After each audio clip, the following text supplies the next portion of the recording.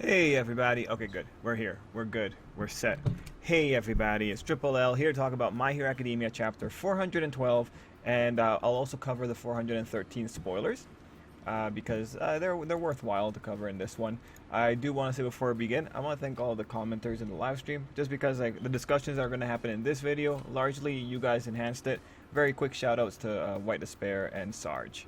Okay, so where to begin? Well, you can see on the on the screen here, I have an image of Star. And honestly, Star would have been the first thing I would have started off with, but commenter White Despair brought an interesting line of thought that he had seen on the internet, and I kind of want to talk about it.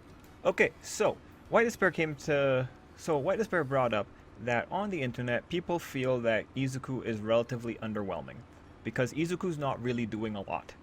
And when I say a lot, it's like Izuku's not really making really decisive moves here. And so my initial response to White Despair was like, this is a relatively interesting thing that we have going on here. Specifically, people are pointing out that it's the Vestiges that are making headway into understanding what's going on in Vestige World, while Izuku is just kind of like holding Shigaraki off. I personally think this is a pretty solid solution, but I do think there are things you can do to improve it. But overall, what you're seeing here is really the idea of multiple people coming together, little efforts coming together to make one big change. It's pretty much the spirit of team up era Hero Academia. It's just we're all working together, we're all doing our part. Now the thing here, of course, is that when you like the only reason this is bad for Izuku is because Izuku is the main character, so you want to expect some more agency from him. But honestly, I personally think Izuku has always been like this kind of level of unimpressiveness. Like his most impressive showing is really against Gentle when he really became the All Might figure in Gentle's life. But when we talk about like high octane agency, I personally feel that that belongs more to Endeavor. This kind of feels a lot like what Izuku is about. For me personally, but I know like not many people want to like talk about it like that, but like I just see that that's more Izuku. Izuku's the kind of person who's suicidal, duty bound, just kind of sticks to one thing. He's not very wise. He gets tunnel vision really bad, and actually, if you think about it, tunnel vision is probably the worst thing that's happening in the chapter.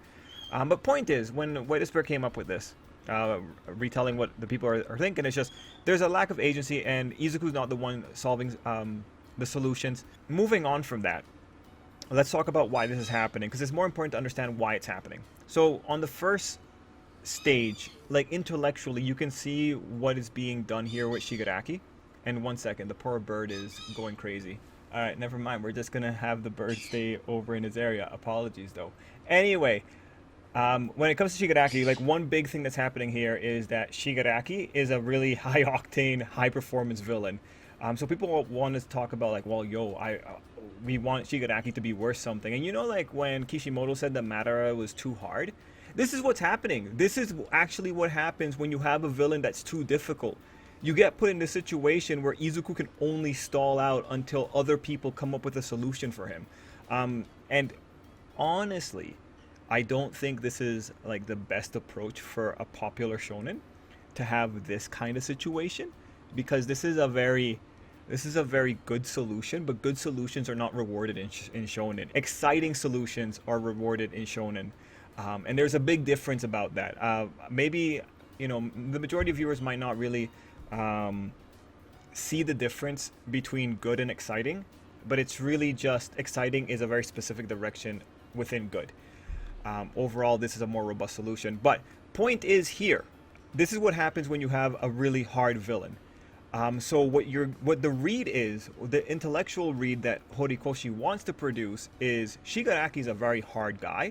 Izuku is doing everything he can to stall for the solution. Izuku can't actually devote resources to thinking about, well, what am I gonna do here? In this sense, the Vestiges become Izuku's power, because while Izuku is just doing everything he can to keep getting more seconds against Shigaraki, the Vestiges are working overtime, analyzing him. Now, from a teamwork perspective, this is pretty great. Like, if you were writing a novel, and I said this in the live stream, if you're writing a novel where you have the main character holding off the villain while you have like the other characters trying to find a unique solution, that's a really great way of giving everyone something to do. It's a pretty great way. Mind you, in novels, the readers are more used to that, to like more robust kind of solutions like that, and like the excitement factor isn't the same. That's why you can get away with it in novels more. Like honestly, if I was writing one of my harem books, this is pretty much what I'd be doing, because I want to just substitute the vestiges with the harem members, and this is what I'd be doing. I'd want those harem members to be like really really useful. In Izuku's case, he has dead people inside of him, so he wants, like, Horikoshi wants them to be useful, and the spoilers for 413 are largely about them being useful. So that's one problem that we have there. Now the other thing here, and it really comes down to this line. If you smack me head on with one of those moves, I might not manage to put myself back together. I think that if you are going to do this situation where Izuku's purpose is specifically there to hold out until the other people can figure out what to do and feed him the solution, I think what you should have done, instead of having Shigaraki say this and be kind of mocking about it, I think you should have actually had Izuku land a near fatal hit. If you have Izuku land a near fatal hit earlier in the battle, and then you have Shigaraki specifically freaking out about the hit. And I know that Shigaraki's already had a hole blown in him, in his abdomen, but like the abdomen is not a critical area in shonen. Like, if he had gotten part of his face demolished from a very critical hit, like, heck man, if you did it while Izuku was enraged and he was kind of like losing his judgment on that one, that would have been really worthwhile. If you had Shigaraki take the critical hit and then you have him fret about it internally, that would have been a really satisfying moment, because the problem here is, like, these dialogue, people don't read. People like slow down with reading. They don't like reading. We know that the Hero Academia fandom doesn't like reading in general when it comes to the loudest people. So if you had done this solution where you have like a really grisly hit beyond the abdomen one, and you have Shigaraki actually freak out about it and say, like, if I take another one of that, I might actually die. Or like, I got really lucky at the last minute moving my head like 1 centimeter to the left. If you had Shigaraki actively and very visually freak out about it, I think we'd be in a slight different situation, because it would cement in people's heads in a really strong way that Izuku has essentially won this fight. The only reason that he hasn't actually won it is because he doesn't want to kill Shigaraki. That would be a completely different thing. Because again, like, what we have here is an intellectual problem versus like the emotional, like the reality in front of you. Intellect, by the words that are written, we know that Izuku can end this fight, according to what Shigaraki says. And given that Izuku is actually able to land hits, as we see in chapter 412, you know, the fight's essentially done. The fight could have been done a long time ago, but it's ultimately Izuku's stubbornness that is holding us here. But overall, you know, I think it's a really complex discussion. I'm personally really happy with it, because like, I have my opinions about Izuku. That's why I don't really mind, and I actually like that everyone's working together to try and get this solution here. I think this is a very creative way of actually making Ghost worthwhile here. But it's not without flaws. Oh, you know what? There's another issue here as well. This is not the end of the Izuku Shigaraki fight, because we have to do Sero and Aizawa according to what the author has written before. Unless the author is getting canceled or is being told by Shonen Jump that you gotta end it like in 10 chapters. Because we have to see those things, the reason that Izuku is also being gutted is because he's not allowed to beat Shigaraki. Like, forget what Izuku feels, he's just not allowed to beat Shigaraki. Like, these guys have to keep going long enough to sustain the other people getting their moments. I've talked about this on the live streams, but in a lot of ways, All For One is an MVP. Like, without All For One, a lot of people in the manga don't get their moments. So a lot of people would have just gone off to the wayside. Like, if it wasn't for All For One, Jiro and Tokoyami, there we go, would not have gotten their moments. Heck, to some degree, like, Endeavor would not have had his moments either. Like, All For One really was like one of the biggest MVPs when it came to allowing other people to flourish. Anyway, what else can we talk about? Star and Stripe, because when we saw this, it was actually really, it was weird. Star and Stripe's arm. Now, honestly, what I think is happening here, first off, is that All For One and One For All World are melding again. That's why Star is able to appear in a way that they're able to see her. The fact that she is in Vestige World, like, we know what the reasoning is from 413 now, but still, you know, her being there, that to me just screams like it's a situation of, well, you know, I kind of killed off Star, and then I saw how badly the fandom took it. So let's let Star have one useful moment here. And her useful moment here is telling the people, hey, there's something you should be looking at over there. Honestly, I think this is a very desperate move from Horikoshi, who just wants to make someone seem valuable after shafting her. That's what I think it is. Because honestly, if it's all about pointing out like some weird little thing, you could have had any of the One for All vestiges do it. You could have had Kudo staring over there. You could have had All Might, because All Might would probably care. You could have had Nana also staring at the giant cluster to point out what Star was pointing out at.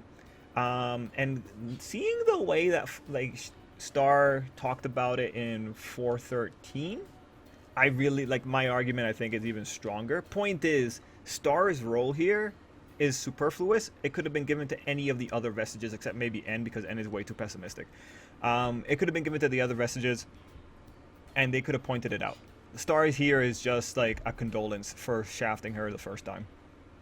Okay, so Mount Fuji. Let's just do a quick walkthrough. We see this one. It's a nice return to Air Force and pretty much all of that. We have a Delaware smash. Shigaraki explains to the people in the room exactly what happened. Now, honestly, man, I won't lie. Like, this is awesome. Like, honestly, all the things that Izuku is doing to get these hits on Shigaraki, super awesome.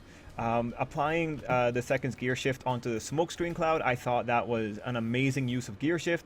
Overwhelming danger sense to set off the alarms all the time to be able to get a critical hit in. Ultimately, I think that was all high octane, like using Black Whip to reinforce his arm and Fajin and all that. This is like high performance Izuku. I'm so happy to see it. And yeah, like one critical thing here is like Shigaraki legitimately isn't keeping up with this. Now, when we look at the read that Horikoshi wants us to take out of this, we have this moment where Izuku is making this giant plan. He's using the smoke screen to obscure Shigaraki's sight, and then we have the critical reminder from N that yo, the guy has search. It's going to lead him right to you. So this is this is one of those moments where it's like it reinforces the idea that Izuku doesn't really have time to think everything through. And again, I think this is one of the great things about having 7 minds inside of your body. You can allow them to do other tasks. I think it would have been better if we had that aspect of it more focused on. I think if we had started the entirety of the post-war era, the final act essentially, with more of them thinking about things, or like it would have been easier if you had more complex quirks, but like maybe in the Nagant fight, if you had them looking at trajectories and calculating the trajectories for Izuku, if you had them looking behind Izuku's back, or like if you gave them some extra, because essentially the vestiges could operate as extra sensory perception if they were allowed to look in different directions from where Izuku is looking. So you could have done more interesting things, and you could have built up this better idea of Izuku, one of Izuku's powers being 9 people in his body. 9? Yeah, Izuku's a person in there. It would have been, you could have built that a little bit better. Anyway, N pointing out that search was there and Izuku forgetting about it is really critical in saying that Izuku 100% is having trouble keeping track of everything when he has to focus entirely on not letting Shigaraki kill him. Now, on the next set of pages, we just have amazing things happening all over the place. So Shigaraki is able to tell us all kinds of stuff. Like, honestly, the Shigaraki dialogue is really good. If I'm looking at one of the interesting spots, aside from the taunting, we have Shigaraki pointing out, in the same way I can see your ghost buddies, One for All gives you a peek inside me. That's how you kept track of me even in the smoke. So it's actually really interesting that Shigaraki doesn't need search to find Izuku. That makes it a little bit more interesting. And it's good to know that Izuku does gain extrasensory perception specifically for targeting Shigaraki. Anyway, Izuku's not giving up on the crying boy. So this page is like interesting artistically because you have a focus on Nana. You have Shigaraki reaffirming that, yo, this is me, this is who I am, you're not getting anything else. But the Nana image is interesting because like there's a focus on her little beauty spot, which I think Tamura also has. I think it's right there. So that's just, I think that's the author ultimately saying like there is still a connection here. Like that little boy is still, like Nana still sees it to a degree, because like in the next page she goes and says that, you know, we kind of have to give up on this. Honestly, Izuku's big fight here right now is keeping the ghosts in line. Like Shigaraki is just sort of an obstacle, not really an enemy. His real enemies are the pessimistic ghosts, and he's constantly having to keep them in line. Like honestly, Nana should be applying her dead brain more to finding solutions, the way that other people start doing in the next chapter. But yeah, no, Izuku's battle, like again, I really can't stress that the nature of Izuku's battle this time around is waiting long enough until they're able to see the glimmer of hope that they need. It's all about stalling. It's stalling until the critical team member can arrive. And unfortunately, in this case, the critical team member is an Izuku. Okay. Izuku makes a really good comment about he wants to, like, Shigaraki has put a lid on it. He wants to destroy that lid. I know that the fan translation said that Hero Society swept it under the rug. We want to shatter or like tear up that rug so it can never be swept under again. Blah blah blah. And then we have where we leave off with the idea of you have to give up one for all. All right. That's a pretty cool cliffhanger. Very sensational. Awesome stuff. Overall, for chapter 412, I personally think like towards the end the chapter gets a little bit rushed just with the way the paneling works, but you understand the big thing of the chapter. Shigaraki is saying that he is who he is. He's reaffirming it so much that you actually start not believing him. Izuku's reaffirming he is who he is and he's gonna save Shigaraki. He's just gotta hold out long enough till he finds it. We get glimpses of Vestige World. We see that Izuku, and we have some verbal confirmation from Shigaraki that Izuku can in fact defeat Shigaraki if he really wants to. That should be a little bit more clear, I think. But yeah, that was chapter 412. We're gonna go into 413. 413 has some amazing visuals. I'm just gonna read it for you. And of course, if you don't want the spoilers, get out of here. I hope you have a great night. All right.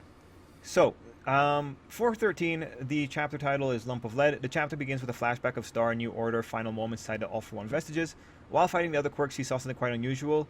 She's saying, Master, there's a sad child over there, as she points to a crack. All Might then wakes up. Edgeshot says that All Might needs to stay awake so he doesn't die, but All Might isn't sure what happened. Also, Edgeshot is still alive. He was having a vision just like when it happened in the hospital. He's wondering why, because he's too far away from Izuku right now, but honestly, like, given that All Might is so close to death, it makes sense that it could be super powered. But, you know, we're getting to the end of the manga. Things are just going to start happening now. All Might asks if One For All is becoming frayed. It's interesting, because frayed usually means something is being damaged. It's interesting that One For All in becoming damaged is increasing its telepathic connection, right? It's interesting that the more damaged it becomes, the stronger it becomes. Right, okay, so like... I'm not putting any stock in that. It might also be a mistranslation. Anyway, cut back to the fight, and Tamura doesn't understand why he had a vision of Star. He says he's annihilated her, but then he remembers her last line about heroes always inheriting each other's wills and thinks about the possibility of it being an ember of Star's flame. So fundamentally, we know the ember metaphor. We know that embers are a thing when it comes to these Vestige shenanigans. So yeah, saying that a piece, like a small ember of Star, survived the annihilation order and is still revolting inside of Shigaraki, then sure, yeah, alright. Izuku is thrown to the ground and asks what Kudo meant by that, specifically the giving up One For All. Kudo begins to explain the lump of lead inside Shigaraki represented all the anger, frustration, and memories of his past, but now it all came together, solidified, and formed an impenetrable layer of hatred. It is really unfortunate that Kudo and Bruce in particular, their hatred of All For One together, plus Nana's hatred of All For One, probably ends too.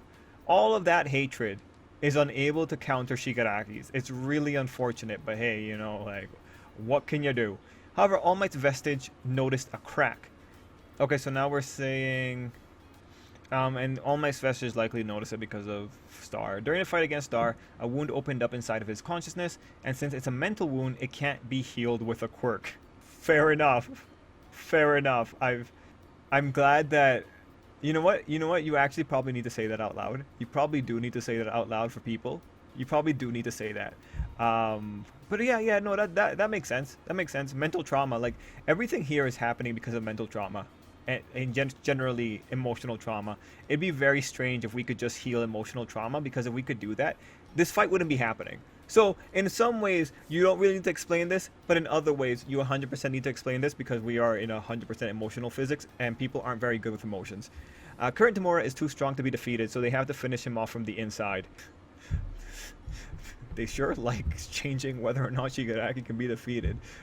No, I'm like, all right, whatever. Transferring One for All to Shigaraki will make the crack increase in size until it breaks, allowing them to reach his consciousness directly. Now, okay, you know what? I'm 100% willing to start arguing about vestige physics. Because I'm thinking like, whoa, bro, but like Shigaraki's hatred is so strong. Are you sure that One for All will make that crack increase in size? Are you sure? Like, on what basis do you say that? Are you sure? Because right now, like, Shigaraki's hate power is like really overwhelming. Are you sure Shigaraki's hate won't keep it like still? Like, are you sure? But you know, they don't have any like. When have the lack of verifiable result ever stopped anyone from doing anything emotionally based, right? Like, to this day, we don't know why All for One decided that hatred was going to be enough to overwhelm One for All. We just knew that he knew that. Anyway, En disagrees with this plan. He thinks that this will only make Shigaraki stronger, just like what happened with Danger Sense. Reasonable counterpoint. I think I mentioned this to a commenter, Jason Thomas. But One for All is designed to be forced into people, and that's largely where the spoilers kind of end up at. One for All can be forced into people, depending on your idea of how that transferring works. So Danger Sense was stolen, but if you force One for All in, this is like you're not going through the All for One capture mechanism. You're going through the One for All forcing mechanism, let's call it, right? So like logically you do have at least some foundation to say that this would do something differently. And if you have a bunch of rogue ghosts going into this guy's mind right now, 100% the rogue ghosts could probably do something until Shigaraki's hatred catches up to them. Those ghosts better hope that whatever figments of Shigaraki's family are inside Shigaraki's mind, they better hope that those figments decide to help them and not keep them away. Anyway, just as Izuku used to have the egg microwave imagery, Kudo says that he has to expand his idea of transferring. And now, like, for this line, we did see with Yoichi, the transfer that happened with Yoichi did not seem to be genetically based. It seemed like that transfer happened entirely by will, unless there was some cuts on people's hands. But like, Yoichi transferred that quirk without ingestion of DNA from what we saw. So there might be basis here. As Izuku used to have the egg microwave imagery, he has to visualize it in a more aggressive way. Kudo has an example. During lessons, how does Bakugo pass the papers to Izuku? He throws them in his face. Alright, depending on the way the transfer goes, Shigaraki could take damage, and to test it, Kudo volunteers to go first. So, this is solid. Now here's where things get even crazier. First, they say that since only Shinomori got stolen a while back, they know that it's possible to transfer only part of the power. Only the quirk factor strengthened by One for All is what they're aiming for. That makes sense. They have verifiable proof of that. En says that if someone's going to go, it has to be him, since Silkscreen is being the most useless quirk right now. I agree with him. I also think Float's pretty useless. Kudo says no, and En continues saying that it'll be the end if Shigaraki uses Gear Shift. But Kudo is pretty sure that if the quirk is transferred, the level of the recoil won't get reset. Now, I need to see what exactly is pretty sure. Like, how did that read in the manga? But this opened up an interesting discussion, and Sarge brought up a point that this is the same as Search, in that Search keeps records. In other words, they're accumulation quirks. Now, what's interesting with Gear Shift is just Gear Shift does not take into account the condition of the person's body. It just keeps an internal timer on itself. Honestly, so weird. This is a really poisoned quirk.